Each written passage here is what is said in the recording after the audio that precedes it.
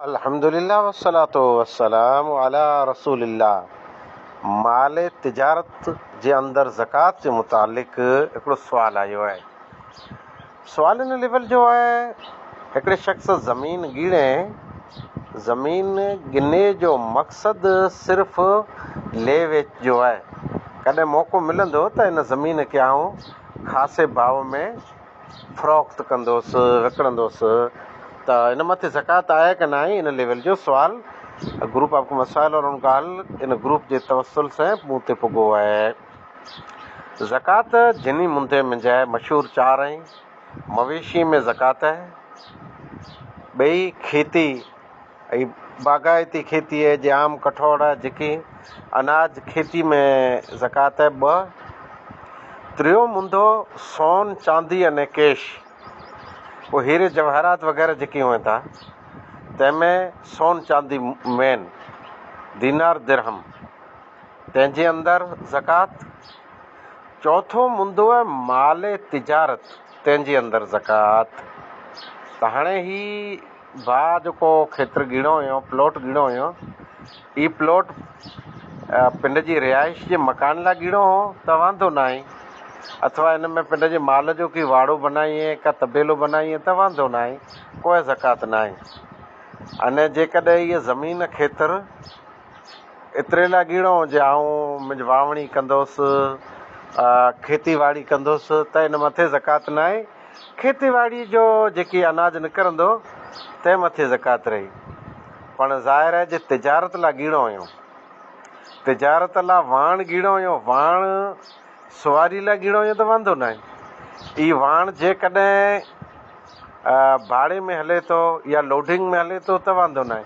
पर ले वेच जो धंधो आहे, वाण ले वेच जो, ले वेच लाइ ॻीणो हुयो त इन में ज़कात थी वेंदी। अने हीअ जेकॾहिं ज़मीन कंहिंखे किराए ते न ॾिनो, डायरेक्ट पई आहे, जॾहिं मौक़ो मिलियो त को कंपनीअ जो वॾो थंभलो अचींदो, ही लाइट वारनि जो, अदाणी वारनि जो, त मूंखे लाभ मिली वेंदो, अथवा इन मां पोइ रीटी विकिणंदुसि, का एक्स वाई ज़ेड को खाण कंदुसि, इन लेवल जी नियत सां जे ॻीणो आयो त इन मथे ज़कात थी चुकी आहे। अने ज़कात जे बारे में हिकिड़ी मशहूरु रिवायत आहे। अच्छा, माल तिजारत जेको रहे, इन में हूअ ज़कात जो इख़्तिलाफ़ आहे परियां थी, पर सही मुंदो इहे त माल तिजारत जे अंदरि ई तिजारत जो खपे ई माल आहे, ही ज़मीन आहे, वाण आहे, खपे ई वस्तु आहे। माल तिजारत में इख़्तिलाफ़ आहे जे ज़कात आहे कि न आहे, पर सही मुंदो इहे त ज़कात आहे।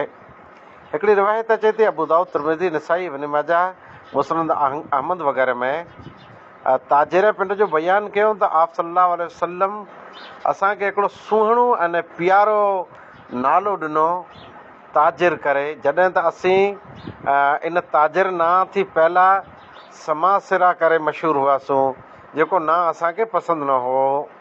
मतिलबु ई ले वेच वारा, ताजिर तिजारत करे वारा वापारीअ, इन वापारीअ खे समासिरा कॾहिं चवंदा हुआ। पोइ आप सल्लल्लाहु अलैहि वसल्लम प्यारो नां ॾिनो जेको आहे या माशरत तुजार, ऐं ताजिरनि जी जमात। आप सल्लल्लाहु अलैहि वसल्लम फरमायो ऐं ताजिरनि जी जमात। ऐं धंधे जे अंदरि लघवियात अने कूड़ कसम इहे मड़ मिक्स कयो था, त सदके पण मिलायो, फशुबू बि सदक, सदको मिलायो यानी सदको ॾियो माल तिजारत जे अंदरि। अबू दाऊद हदीस नंबर 3326। मालूम थियो त तिजारत जे माल जे अंदरि सदको आहे, अने सदको नफ़ली सदके के अचे में अचे थो, अने ज़कात के अचे में अचे थो। क़ुरान मजीद जी आयत इन्नमा सदकातु लिल फुक़रा, सदके थी मुराद ज़कात आहे।